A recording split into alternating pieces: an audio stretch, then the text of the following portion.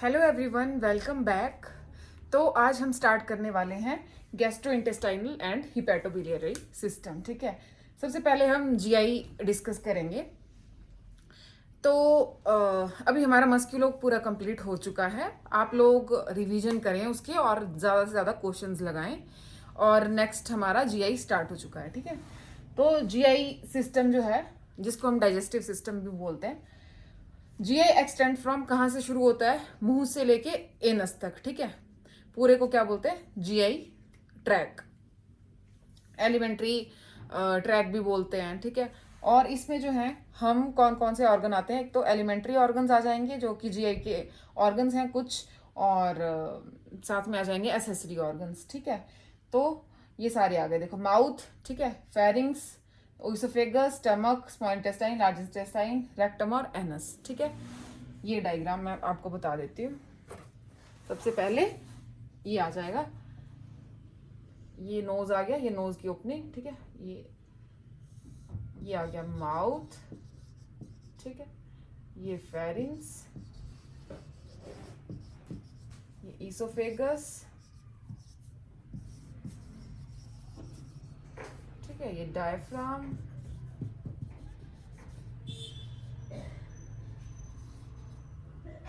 ये लीवर, ये gall bladder, ठीक है, ये स्टमक, और तो नहीं बचा कुछ, ये पैरोटिड ग्लैंड, ठीक है, ये सब मैक्सिलरी, इसको सब मैंडिबुलर भी बोलते हैं। ठीक है, और ये सब लिंगुअल, टंग के नीचे ना, सब लिंगुअल। ठीक है, और ये कॉमन सीबीडी है। ठीक है, कॉमन बाइल डक्ट, ये हिपैटिक डक्ट।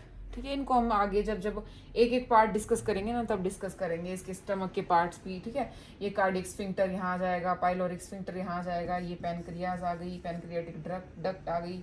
ये सारा हम फर्दर धीरे धीरे आगे डिस्कस करते जाएंगे। ठीक है, ये आ गई हमारी large intestine. Large intestine, large intestine में कौन कौन से पार्ट आ जाएंगे? ये आ जाएगी हमारी असेंडिंग कोलोन। ठीक है, ये आ जाएगी हमारी ट्रांसवर्स कोलोन, ये आ जाएगी डिसेंडिंग, ये आ जाएगी सिग्मोइड। ठीक है, ये आ जाएगा रेक्टम एंड एनस। ठीक है, दिखाई दे रहा है, रेक्टम एंड एनस। ठीक है, ये यहाँ पे अपेंडिक्स, यार इसको मैं इधर को कर देती हूँ,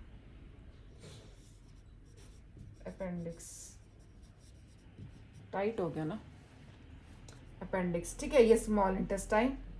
अब स्मॉल इंटेस्टाइन के ना मैं ऐसे ही मेंशन कर देती हूँ साइड में।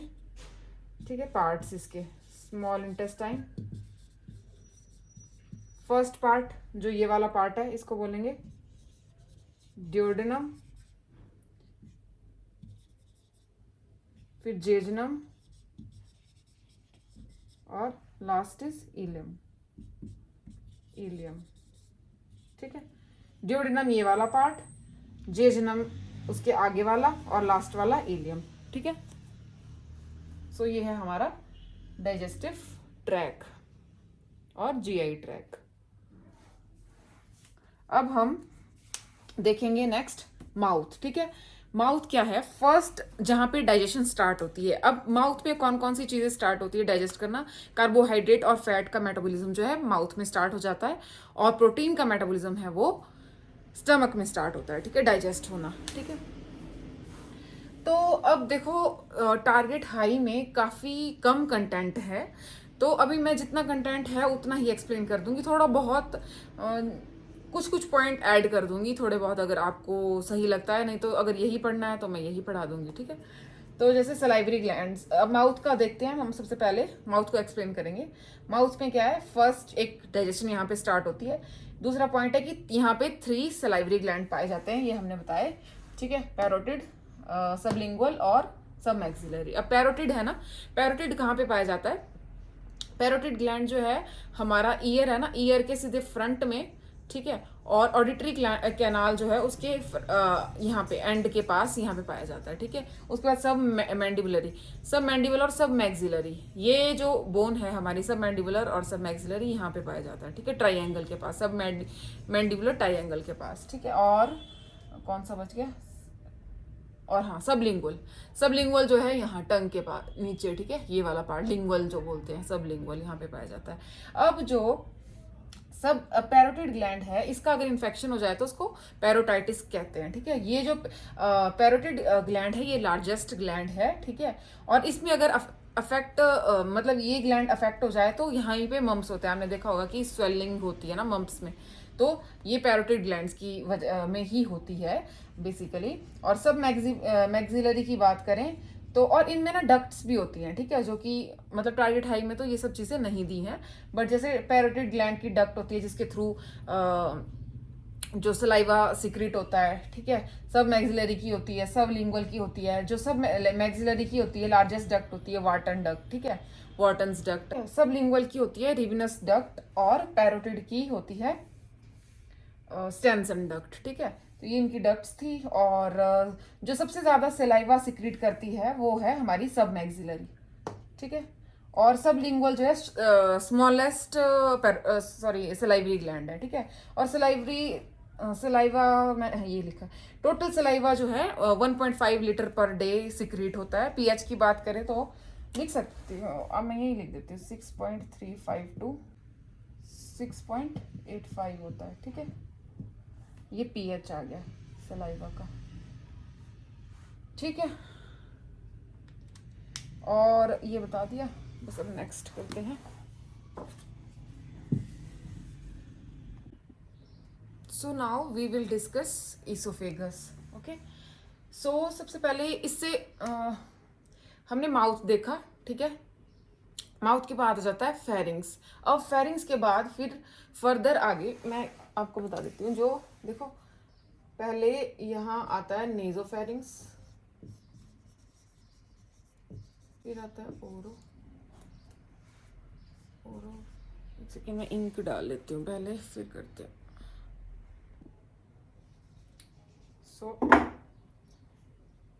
ठीक है, पहले आएगा नेजोफेरिंग्स,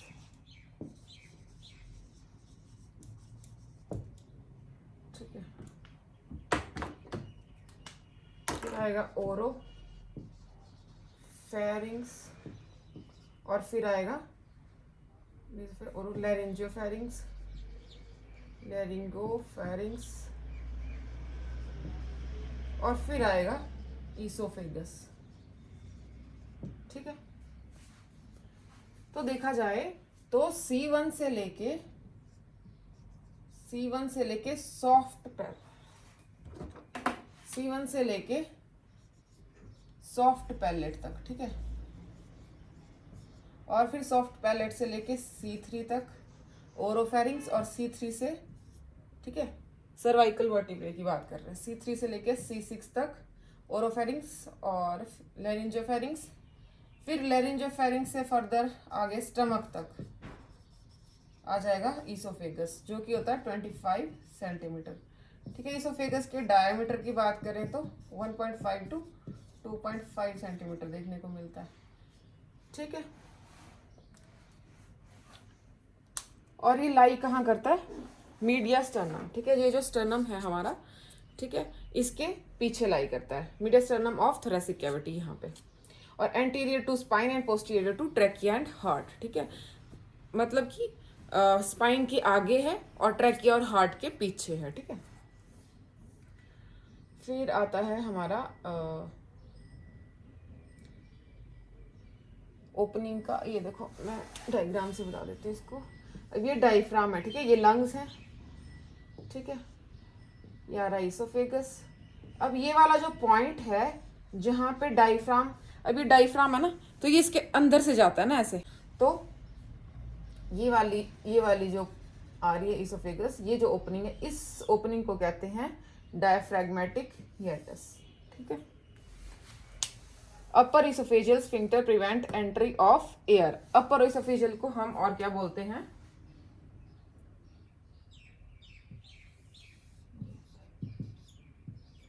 कर्को फेरेंजियल इसोफेग, ठीक है। कर्को फेरेंजियल स्फिंक्टर भी इसको कहते हैं, जो कि क्या करता है, एयर की एंट्री को अवॉइड करता है, ठीक है। ये एयर जो है इसोफेगस में आने नहीं देता, ठीक है। फिर आता है फेल टू क्लोज, तो अच्छा लोअर अच्छा ये लोअर है, ठीक है। लोअर को क्या बोलते हैं हम? लोअर को कार्डियक स्फिंक्टर बोलते हैं, कार्डियक स्फिंक्टर, ठीक है। प्रिवेंट GERD, ठीक है, गैस्ट्रो इसोफेजियल रिफ्लक्स डिजीज। जब ये फेल हो जाता है क्लोज करने में, ठीक है, अच्छे से क्लोज नहीं हो पाता, तो क्या होता है? GERD, that is gastro oesophageal reflux disease. जो भी कंटेंट है स्टमक का वो वापिस से पीछे आने लगता है, ठीक है। नोजिया, वॉमिटिंग, मतलब नोजिया जो बोलते हैं ना कि रीगर्जिटेशन हो रही है, दैट इज GERD, ठीक है। और अब क्या होता है, जब पेशेंट है उसको बार बार GERD हो रहा है, ठीक है, बार बार हो रहा है, बार बार रिपीटेडली हो रहा है, तो अब क्या होता है, जो इसोफेगस की लाइनिंग होती है, ठीक है, यही लिख देती हूँ। इसोफेगस की लाइनिंग होती है non keratinized stratified squamous epithelium, ठीक है। तो जब बैरेट इसोफेगस हो जाता है तो वो लाइनिंग हो जाती है सिंपल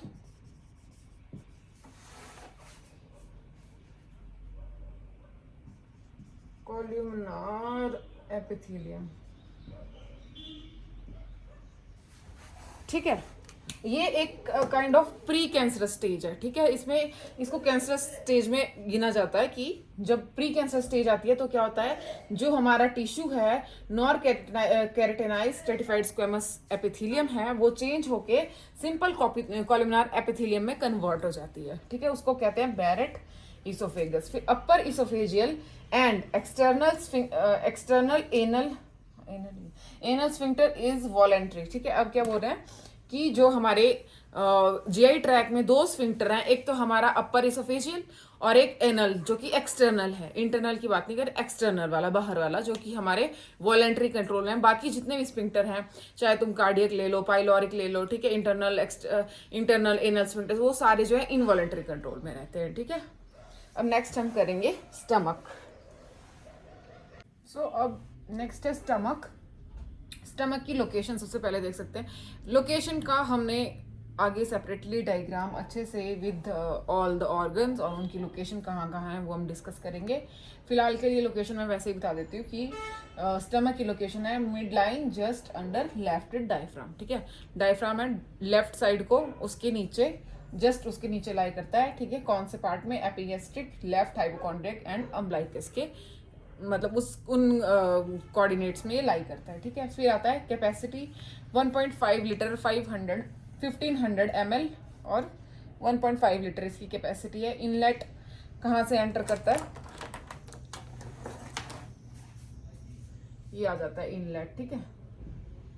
ये आ गया डायफ्राम, डायफ्राम में ये राइट लेफ्ट साइड को, और ये आ गया स्टमक, ठीक है। ये पाइलोरिक पार्ट, ये, ठीक है। सो तो ये वाला आ जाएगा,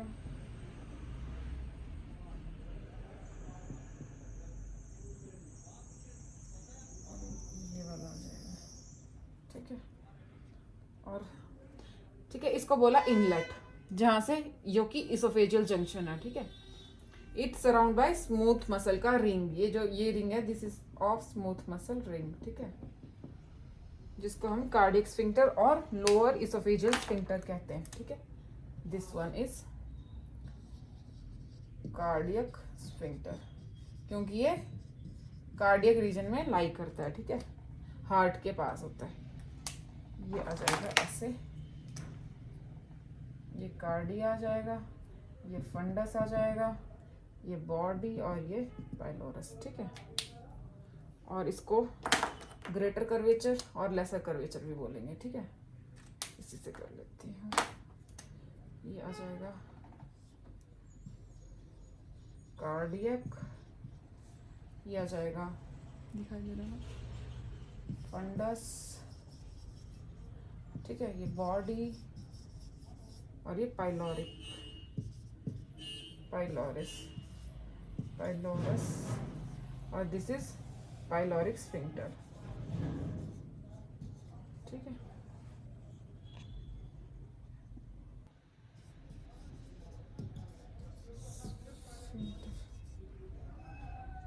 पाइलोरिक स्फिंक्टर हो गया। कर्वेचर में ये आ जाएगा ग्रेटर कर्वेचर और ये आ जाएगा लेसर। इसको किसी और से,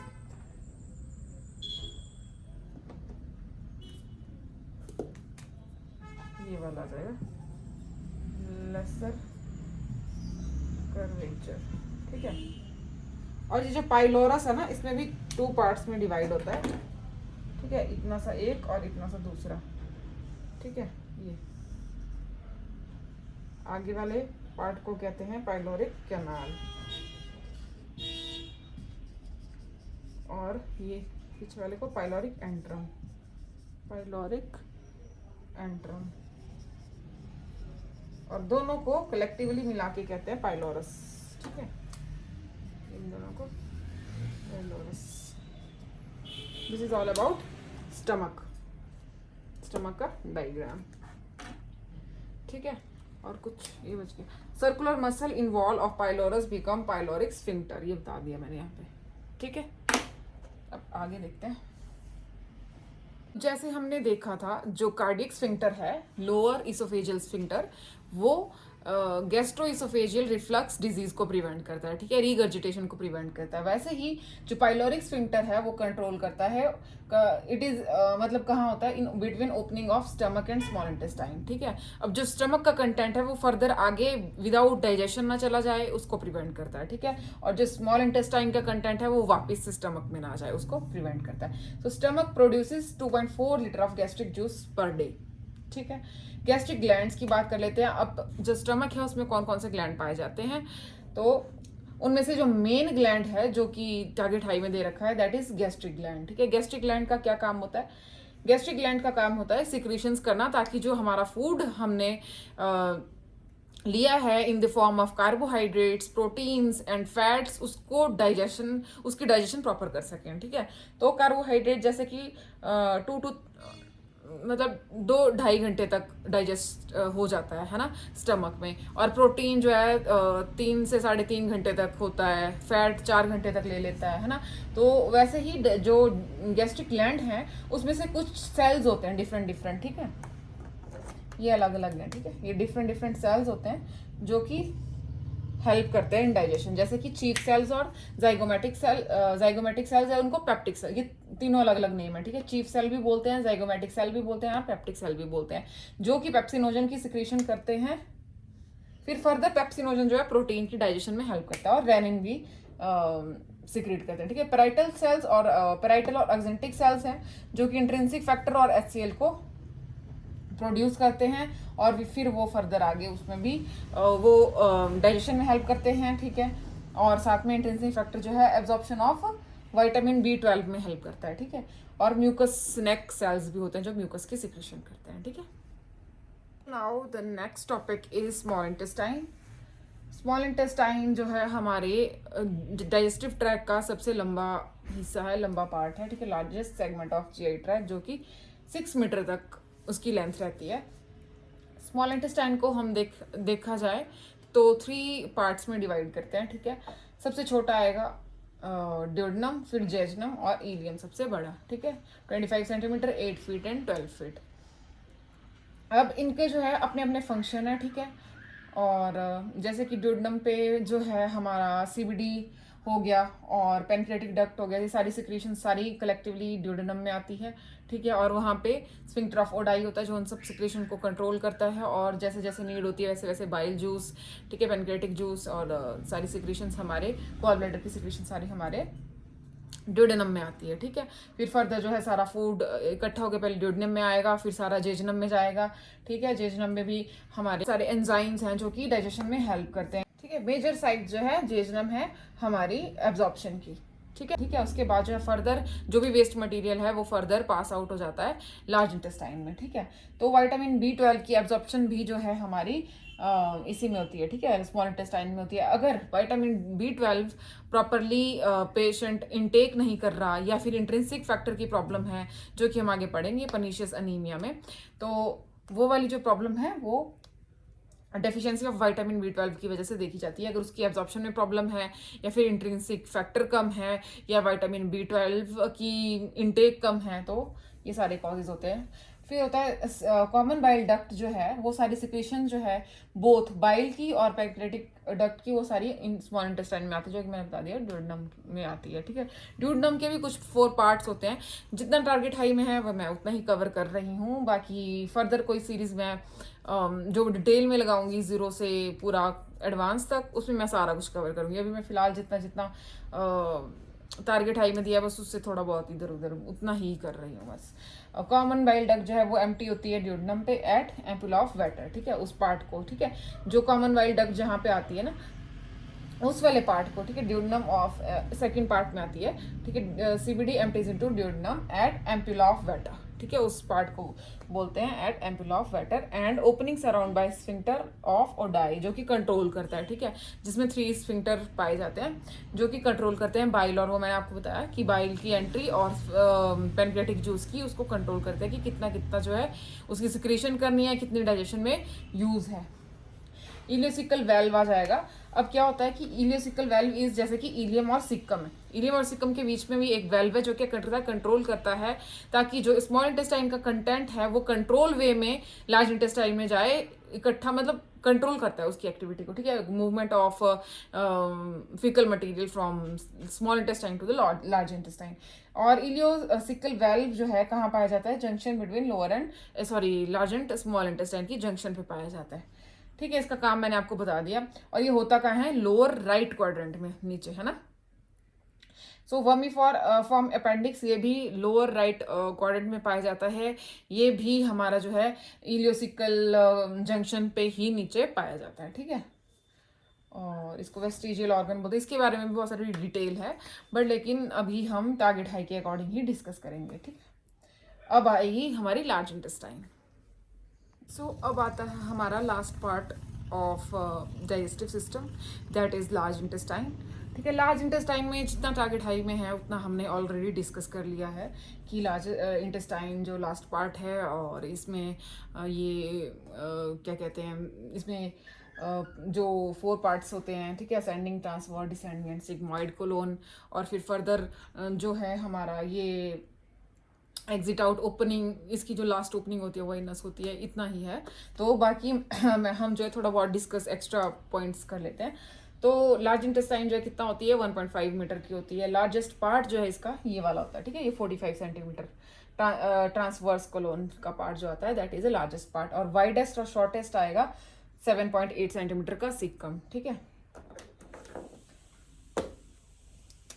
और उसके बाद नैरोएस्ट आ जाएगी हमारी सिग्मॉइड कोलोन, जो सबसे नैरो होती है, ठीक है। हॉस्ट्रा जो ये वाला पार्ट होता है ना, ये एक बन रहा है यहाँ पे, इसको हॉस्ट्रा कहते हैं, ठीक है। Pouch like structure in large intestine, ठीक है। और इनको जो है, और इन दोनों पार्ट को हम राइट कोलिक फ्लेक्चर और लेफ्ट कोलिक फ्रैक्चर और राइट कोलिक फ्रैक्चर बोलेंगे। ये हॉस्ट्रा हो गया। और फिर आती है एनस की बात, ठीक है। एनस को भी हम जैसे बुक में बताया है टारगेट हाई में कि ये जो है इसमें जो है कुछ जो स्ट्रेटिफाइड टिश्यू है उनको मिला के ये उनके फाइबर के थ्रू बनता है। बट इसमें क्या होता है ना कि 3 पार्ट्स में आता है ये भी, ठीक है। यहाँ पे इसका इंटरनल स्फिंक्टर लाई करता है और यहाँ पे इसका एक्सटर्नल स्फिंक्टर लाई करता है, ठीक है। जो लाइंस होती हैं पैकिनेट और वो वाली मैं रहने देती हूँ, सिर्फ इतना बता देती हूँ कि यहाँ पे जो होता है सिंपल कॉलमनार एपिथेलियम होता है, और यहाँ पे नॉन केराटिनाइज स्ट्रेटिफाइड स्क्वेमस एपिथेलियम होता है, और यहाँ पे केराटिनाइज स्ट्रेटिफाइड स्क्वेमस एपिथेलियम होता है। ठीक है,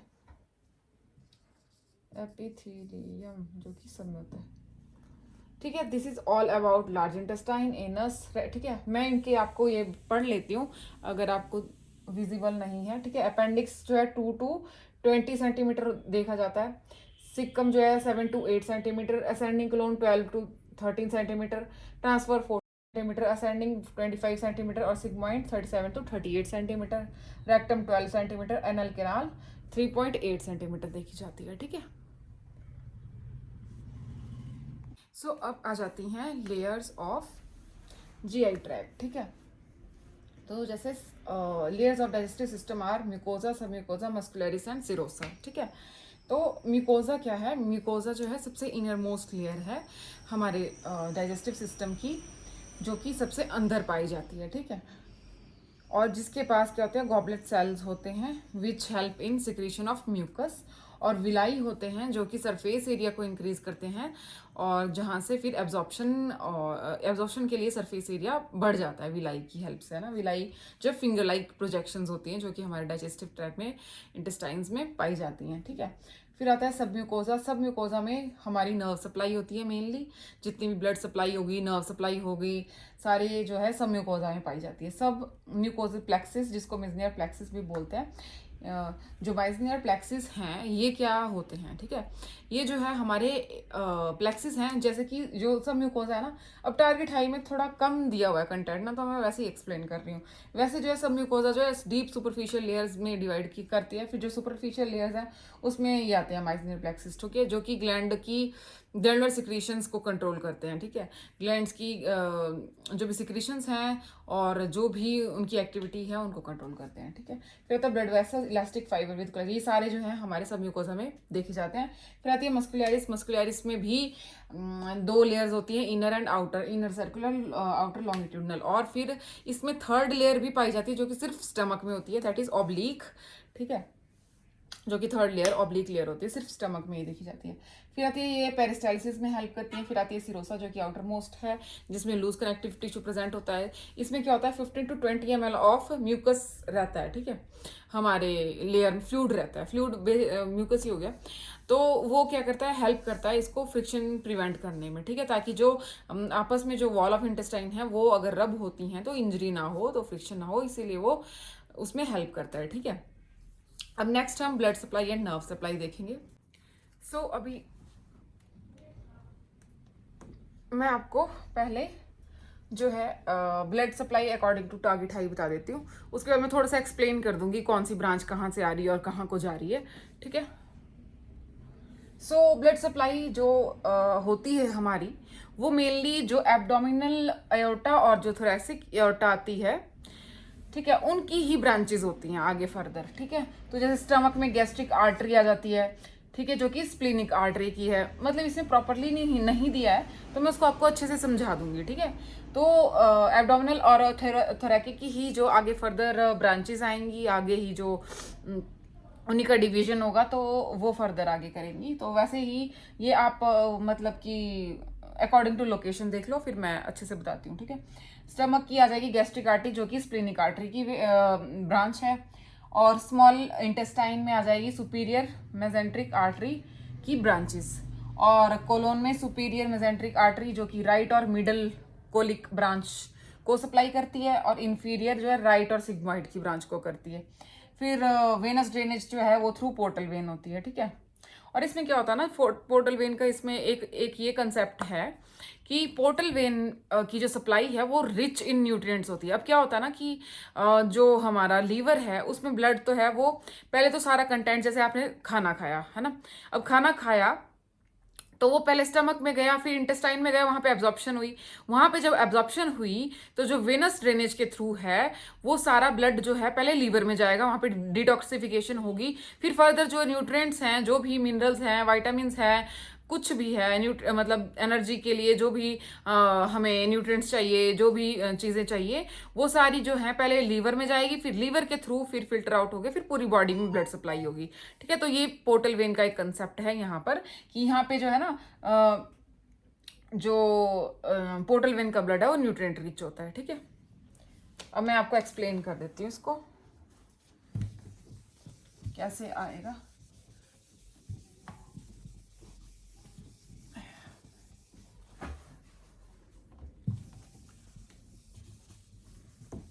ठीक है,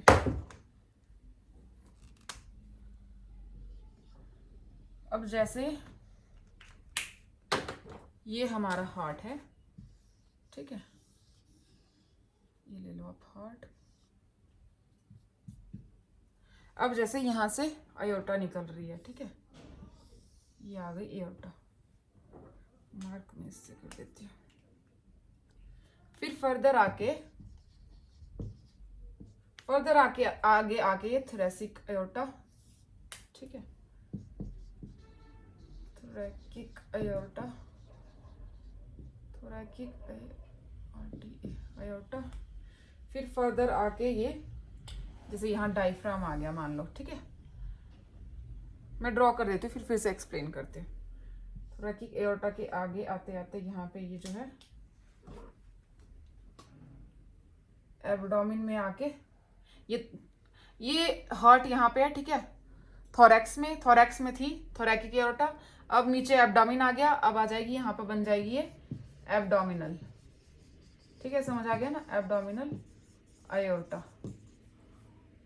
ठीक है, अब जो एब्डोमिनल एयोर्टा है इसकी फर्दर 3 ब्रांचें निकलती है। ठीक है, 1 2 और ये 3, इधर को निकाल देती हूँ 3। ठीक है, तो ये जो फर्स्ट ब्रांच है ये सेकंड और ये थर्ड। ठीक है, फर्स्ट जो है हमारे, फर्स्ट को पहले मैं इनके नेम्स लिख लेती हूँ। ठीक है, कॉमन हेपेटिक आर्टरी। ठीक है, ये है इधर लेफ्ट गैस्ट्रिक आर्टरी, ये सीलियक ट्रंक। ठीक है, ये हमारी एब्डोमिनल एयोर्टा की फर्दर ब्रांचेस हैं। अब ये कहाँ कहाँ सप्लाई करेंगी? ठीक है, इसकी फिर फर्दर आगे बन जाती है प्रॉपर हिपैटिक आर्टरी, जो कि यहाँ आ जाएगा, सॉरी यहाँ आ जाएगा लीवर। ठीक है, ये लीवर को सप्लाई करेगी। फिर आएगी लेफ्ट गैस्ट्रिक आर्टरी, अभी इसका भी मैं फर्दर आपको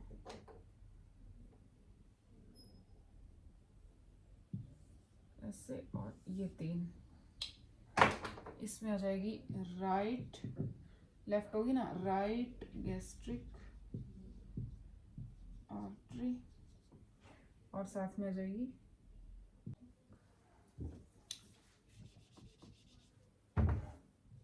सिस्टिक आर्टरी। ठीक है, ये आ गई स्टमक के स्टमक को राइट साइड। ठीक है, ये भी स्टमक को आएगी, ये भी स्टमक को आएगी, और ये गॉल ब्लैडर के लिए आएगी। ठीक है, ऐसे आपको इजी हो जाएगा थोड़ा लर्न करना ना, पहले मैं साथ साथ के बना लेती हूँ, फिर साथ साथ में एक्सप्लेन करती हूँ। फिर उसके बाद स्प्लेनिक आर्टरी। ठीक है, फर्दर आगे इसकी ब्रांचेस बनेंगी, ये एक इधर और तीसरी इधर। ठीक है, ये अभी यहाँ से फर्दर डिवीजन हो जाएगा इंफीरियर फ्रेनिक, मिडल और रीनल का। ठीक है, ठीक है, अब देखो, अब जैसे हार्ट है, ठीक है, हार्ट में जो है ब्लड की प्योरिफिकेशन हुई। ठीक है, यहाँ से जो है हमारा एयोर्टा आया जिसने प्योरीफाइड ब्लड लाया, थोरेसिक कैविटी में गया, थोरेसिक में गया तो थोरेसिक एयोर्टा, एब्डोमिनल में आया, एब्डोमिनल एयोर्टा, फर्दर उसकी ब्रांचेस हुई splenic artery, coeliac trunk, common hepatic artery और लेफ्ट हिपैटिक आर्टरी ने फिर फर्दर आगे ब्रांचेस बनाई, प्रॉपर हिपैटिक आर्टरी और राइट गैस्ट्रिक और सीलियक आर्टरी। उन्होंने फिर फर्दर अपने अपने जो डेस्टिनेशन है उनकी वहां पे ब्लड सप्लाई कर दी। फिर लेफ्ट गैस्ट्रिक आर्टरी आई स्टमक के हाफ पोर्शन के लिए राइट गैस्ट्रिक आ गई, ठीक है। फिर आती है सुपर मेजेंट्रिक जो कि हमने पढ़ा, ठीक है। ये आ जाएगी हमारे प्रोक्सिमल पार्ट के लिए, प्रोक्सिमल, ठीक है, जो कि proximal part of large intestine, और ये आ जाएगी इंफीरियर, ये आ जाएगी डिस्टल पार्ट्स के लिए, ठीक है, distal part of large intestine. फिर आती है हमारी हेमरॉइडल आर्टरी जो कि नीचे चल जाएगी, ठीक है, एनल और रेक्टल एनल एरिया में। रेनल आर्टरी किडनीज में चले जाएगी, मिडल सुप्रारीनल में जाएगी। इंफीरियर फ्रेनिक आर्टरी हमारे डायफ्राम, ठीक है, डायफ्राम में जाएगी, ठीक है। This is all about the blood supply of GI system, ठीक है, डाइजेस्टिव सिस्टम का सारा ब्लड सप्लाई है ये। अब नेक्स्ट आ जाती है नर्व सप्लाई, उसको देख लेते हैं।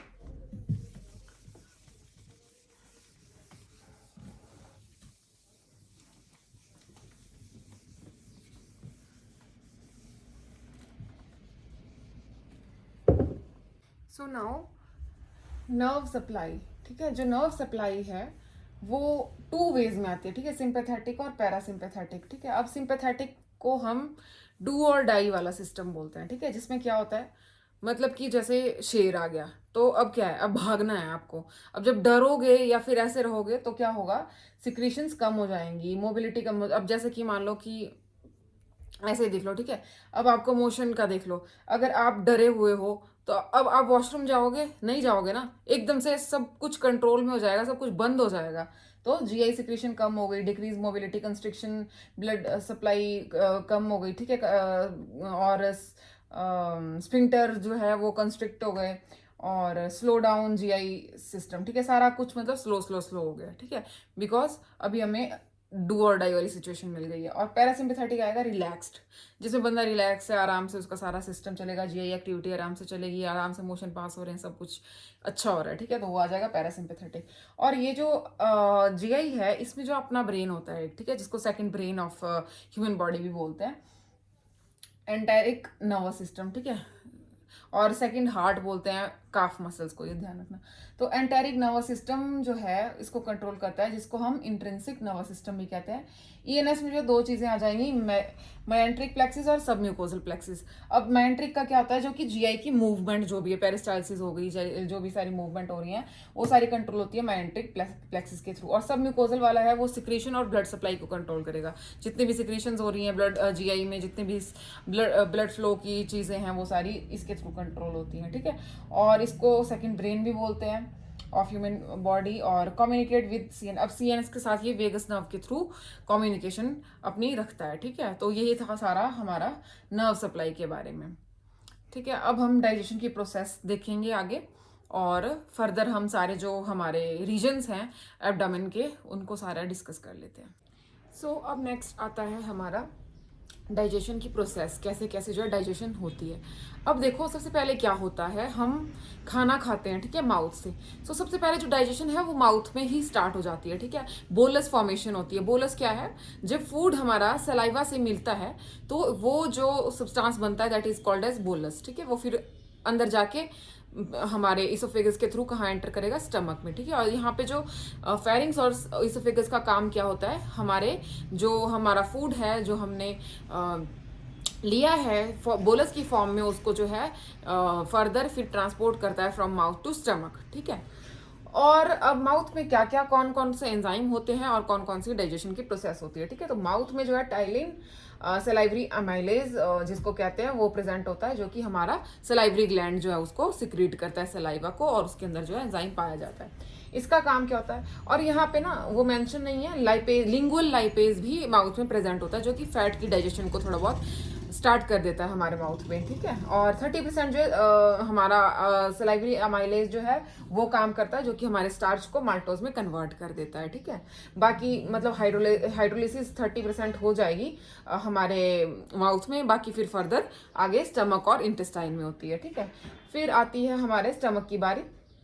अब स्टमक में कौन कौन सा एंजाइम देखें, एक तो HCl होता है, ठीक है, गैस्ट्रिक ग्लैंड सिक्रेट करते हैं, और गैस्ट्रिन हार्मोन्स होते हैं, ठीक है, इंट्रिंसिक फैक्टर होते हैं, पेप्सिनोजन होता है एंड पेप्सिन होता है, ठीक है, और गैस्ट्रिक लाइपेज भी यहाँ पे प्रेजेंट होता है, ठीक है। ये सब क्या करते हैं, मिलजुल के जो है डाइजेशन की प्रोसेस को आगे बढ़ाते हैं, ठीक है। अब HCl क्या करता है, HCl जो है बहुत सारे एंजाइम्स को एक्टिवेट करने में हेल्प करता है, ठीक है। इंट्रिंसिक फैक्टर क्या है, वो एब्जॉर्प्शन में हेल्प करता है। पेप्सिनोजन और पेप्सिन जो है ये भी डाइजेशन में जो है कन्वर्जन ऑफ प्रोटीन में हेल्प करते हैं। हम देखो कैसे डाइजेशन में क्या था, इंट्रिंसिक फैक्टर और जो विटामिन B12 है वो एब्जॉर्प्शन में हेल्प करेगा इसकी।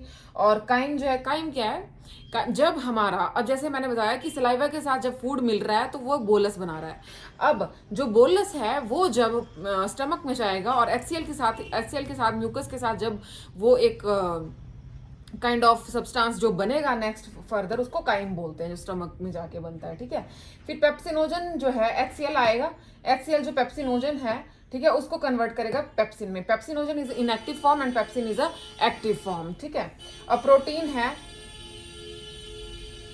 अब प्रोटीन है, प्रोटीन क्या करेगा, जब पेप्सिनोजन ने इनएक्टिव फॉर्म थी, पेप्सिन में कन्वर्ट हुआ। अब पेप्सिन जो है प्रोटीन की डाइजेशन में फर्दर हेल्प करता है। प्रोटीन जो है, प्रोटीन को पेप्सिन ब्रेक डाउन करेगा पेप्टोन्स और प्रोटीएजेस में। फिर उसके बाद जो प्रोरेनिन है, अब जैसे HCl के दो काम है, ठीक है, एक पेप्सिनोजन और प्रोरेनिन दोनों को एक्टिवेट कर रहा है। अब जो प्रोरेनिन है वो रेनिन में कन्वर्ट होगा, जो कि हमारे मिल्क प्रोडक्ट्स को, मिल्क डाइजेशन में हेल्प करता है, ठीक है। फिर केसिन जो कि मिल्क प्रोटीन है, उसको जो है रेनिन तोड़ेगा और पेप्टाइड्स बनेंगे फिर ब्रेक डाउन के बाद, ठीक है।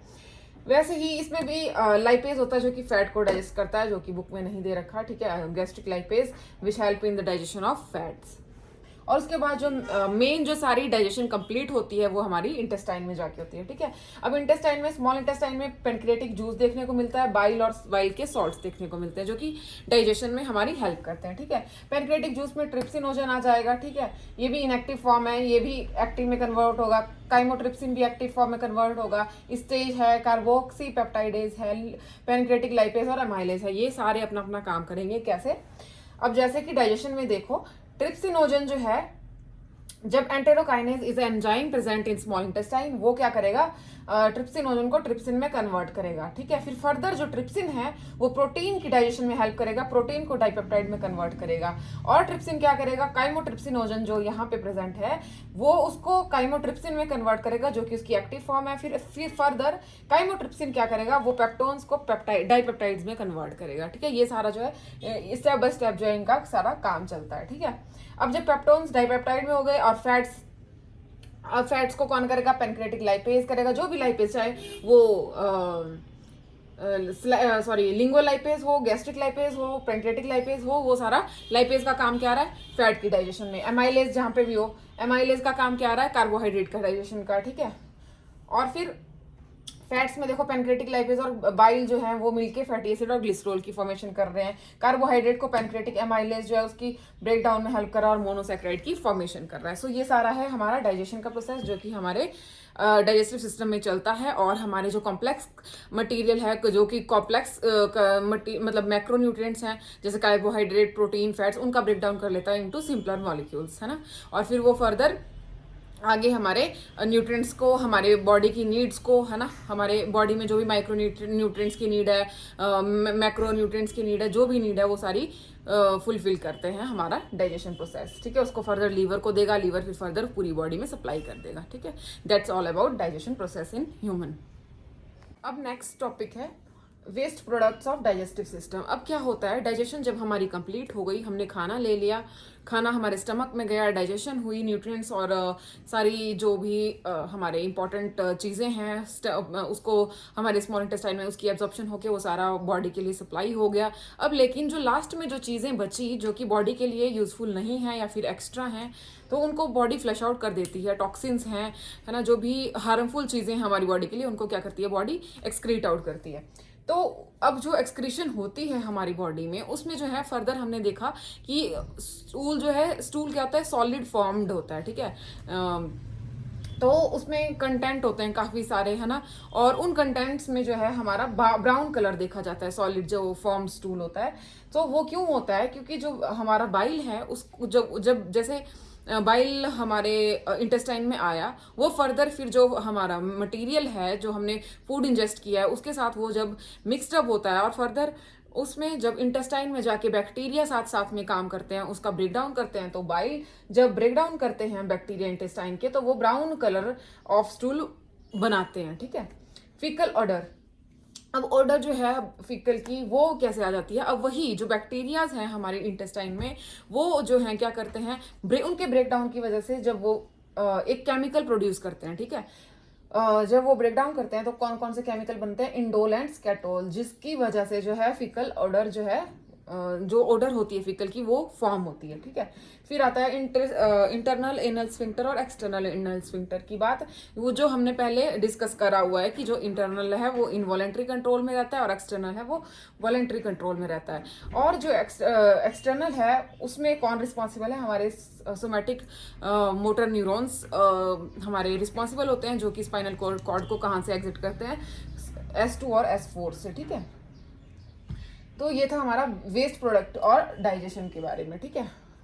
जो भी हमारा डाइजेस्टिव प्रोडक्ट हुआ उसमें कुछ कुछ पॉइंट्स थे, वो ये हैं। और अब हम लास्ट में देख लेंगे कि हमारे कौन कौन से क्वाड्रेंट्स आते हैं और कौन कौन से ऑर्गन्स कहाँ कहाँ पर लाई करते हैं हमारे एब्डोमेन रीजन में, ठीक है। तो अब हमारा लास्ट टॉपिक है हमारे एब्डोमेन के क्वाड्रेंट्स, रीजन्स और उनके लोकेटेड फर्दर ऑर्गन्स। अब देखो आपने क्या करना है ना, अपना जो रीजन है उसमें इमेजिन करना है कि यहाँ पे कौन कौन सी चीज़ें होती हैं, ठीक है। कौन कौन से, वैसे आपको ये लर्न करने में इजी होगा कि कौन से क्वाड्रेंट में, कौन से रीजन में कौन कौन से ऑर्गन्स आते हैं, ठीक है। जैसे कि राइट हाइपोकॉन्ड्रिक, अब इसको राइट हाइपोकॉन्ड्रिक क्यों बोला? क्योंकि जो हमारा कार्टिलेज है ना, रिब्स का कार्टिलेज है, उसके नीचे ही ये पाया जाता है। सो इट मीन्स कि under below the cartilage, so hypochondria, ठीक है। राइट है। अब राइट में देखो क्या क्या होता है, यहाँ पे क्या होता है, इमेजिन करो राइट में क्या होता है, लीवर आता है, ठीक है, तो लीवर लिख दिया। गॉल ब्लैडर आता है, किडनी आती है, स्मॉल इंटेस्टाइन का कुछ पार्ट आता है जो कि राइट साइड वाला होता है। और फिर आ गया राइट लंबर, पहले राइट साइड के देख लेते हैं, ठीक है। जैसे राइट हाइपोकॉन्ड्रिक में लीवर बता दिया, गॉल ब्लैडर बता दिया, राइट किडनी, स्मॉल इंटेस्टाइन, सो ये तो ईजी हो जाएगा ना। फिर थोड़ा नीचे देखो, अब ये सब था जो ऊपर ऊपर लाई करता है, अब नीचे गॉल ब्लैडर आ जाएगा, ठीक है।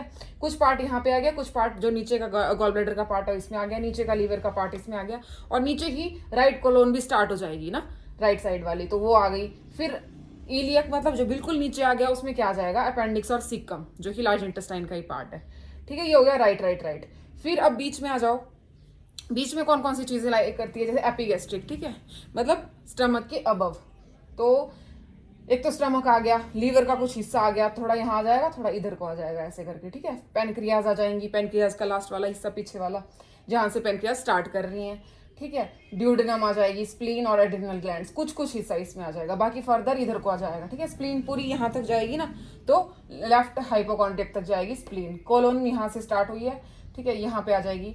अब जैसे बताया था ना कि इसमें जो है ड्यूडेनम आई, फिर फर्दर नीचे होते होते राइट हाइपोकॉन्ड्रिक से कोलोन का जो हमारा इस साइड आ जाएगा ना, पहले असेंडिंग फिर डिसेंडिंग फिर ट्रांसवर्स का पार्ट, वो लेफ्ट हाइपोकॉन्ड्रिक में आ जाएगा। फिर लेफ्ट किडनी आ जाएगी, और पेनक्रियाज का जो लीफी पार्ट होता है लास्ट का, वो इसमें आ जाएगा। फिर आ गया हमारा अम्बलाइकस, ठीक है। अम्बलाइकल में एक तो अम्बलाइकस आ गया, कुछ स्मॉल इंटेस्टाइन का पार्ट और ड्यूडेनम का पार्ट आ गया। फिर बाकी जो है पार्ट बचा हुआ वो लेफ्ट नंबर में जाएगा, जो कि डिसेंडिंग कोलोन का जाएगा, ठीक है। ट्रांसफॉर्म से ऊपर से आते आते, जैसे ये आई ना, यहाँ से ऊपर गई, ये कोलोन यहाँ से स्टार्ट होगी, और नीचे आते आते डिसेंडिंग कोलोन यहाँ पे, ठीक है। और लेफ्ट किडनी कुछ हिस्सा यहाँ पे और कुछ यहाँ पे। फिर फर्दर हाइपोगैस्ट्रिक में बीच में देखो क्या क्या आएगा, ब्लैडर, यूरिनरी ब्लैडर होता है हमारा, सिग्मॉइड कोलोन का कुछ हिस्सा आएगा, यहाँ से सिग्मॉइड कोलोन स्टार्ट होगी ना ऐसे, और यहाँ तक आएगी। और बाकी जो फीमेल के रिप्रोडक्टिव ऑर्गन्स हैं वो भी हमारे हाइपोगैस्ट्रिक रीजन में आएंगे। और जो लेफ्ट इलियक है, लेफ्ट इलियक में हमारा डिसेंडिंग और सिग्मॉइड कोलोन जो नीचे को आती हुई फिर फर्दर यहाँ से टर्न लेगी, ठीक है। बस इसको इमेजिन करते रहो कि यहाँ पे क्या आएगा, यहाँ पे क्या आएगा, इस तरह से इसको लर्न करो तो ईजी हो जाएगा, ठीक है। एक बार फिर देख लेते हैं। राइट हाइपोकॉन्ड्रिक में liver, gall bladder, right kidney, small intestine. Epigastric में stomach, liver, pancreas, duodenum, spleen और एड्रिनल ग्लैंड्स। और लेफ्ट हाइपोकॉन्ड्रिक में स्प्लीन, कोलोन, लेफ्ट किडनी और पेनक्रियास। बस इनको इमेजिन करते रहो, उस हिसाब से ज़्यादा इजी होगा, ठीक है। फिर राइट लंबर में gall bladder, liver, right colon, umbilicus में अम्बलाइकस, अम्बलाइकल में umbilicus, small intestine, duodenum. Left lumbar में डिसेंडिंग कोलोन और लेफ्ट किडनी, राइट इलियक में अपेंडिक्स सिक्कम, हाइपोगैस्ट्रिक में यूरिनरी ब्लैडर, सिग्मोइड कोलोन और फीमेल के कुछ रिप्रोडक्टिव ऑर्गन्स, और इलियक रीजन में डिसेंडिंग और सिग्मोइड कोलोन।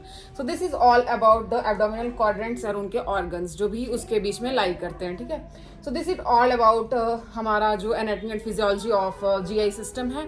बाकी फर्दर फिर आगे हमने स्टार्ट करना है वो है हमारे डायग्नोस्टिक इवेलुएशंस, और जिनसे जो भी क्राइटेरिया जिसको हम फॉलो करेंगे ताकि जो अभी डिसऑर्डर्स हैं जीआई के उनको हम कैसे इन्वेस्टिगेट करते हैं वो अब हम नेक्स्ट लेक्चर में करेंगे, और बाकी फिर फर्दर हमने डिसऑर्डर्स स्टार्ट करने हैं। So thank you everyone.